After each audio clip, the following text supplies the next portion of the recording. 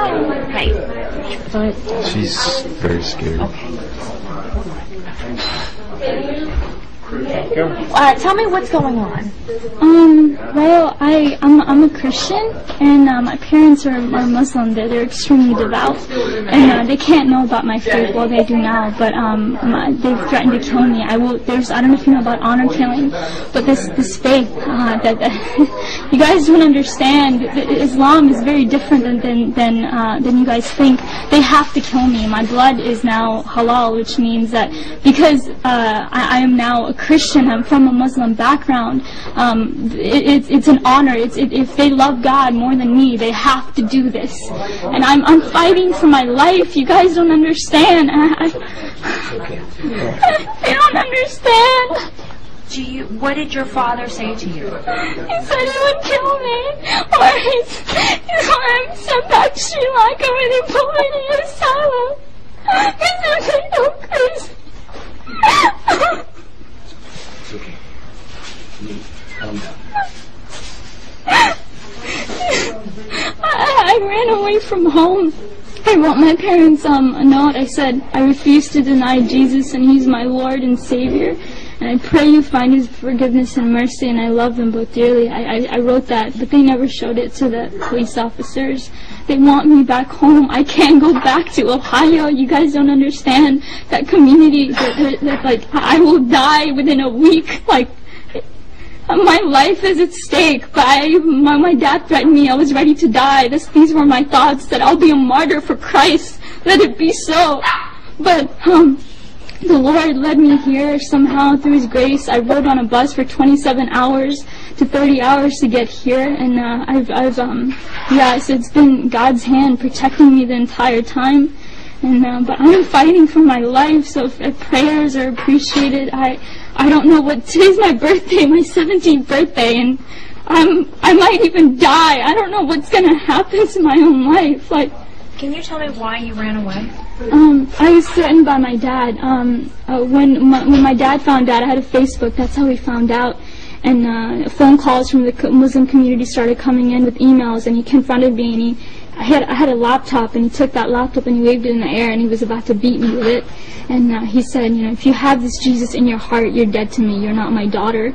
And I refused to speak, but he said, I will kill you. Tell me the truth. And these words, bad words, he cussed words, and so I knew that I had to get away. A couple of weeks later, even I told my dad that I needed to learn more about Islam because I was scared.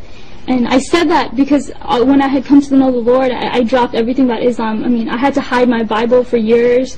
I would go outside to pray. When my dad was asleep was when I went outside to pray. I snuck out to Christian prayer meetings in fear of my life.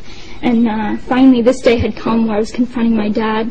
But a couple of weeks later, after I told my dad that I wouldn't follow Islam, but I would learn more about it, he put me class after class after class after class, thinking that that my mind was going to be back in it. But of course not. I mean, I'm a follower of God, Jesus, the true living Jesus. But a couple of weeks later, my mom found a Christian book, and I knew it was then that it was over for me. I had to leave.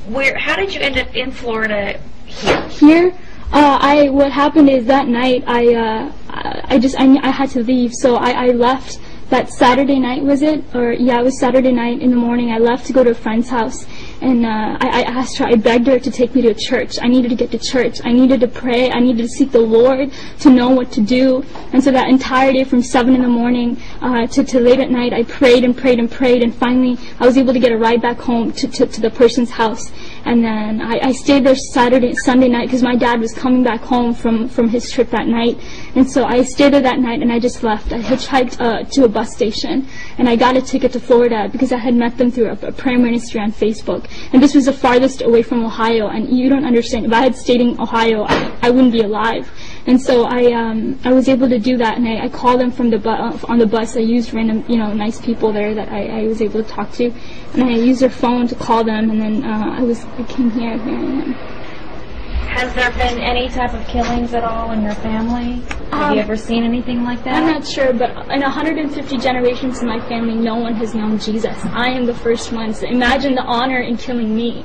Like, there is great honor in that. Because if they love Allah more than me, they have to do it. It's in the Quran. Yes. And you can, give them knowledge about it. Because now... After they finish talking to you. Yeah, so, he really will explain it and break it down. They have to do this. Like, if they just have to. And either they do that or they send me back to Sri Lanka. And there's an asylum. There's an asylum there where they put people like me. Like, they think I'm crazy. And do you really think that this is true, or do you think this is just a threat? There's actually hundreds of cases that are backed like me. Amina and Sarah, they were forced to go back home. They were killed by their dad. Like, this is not just some threat. This is reality. This is truth. This is reality.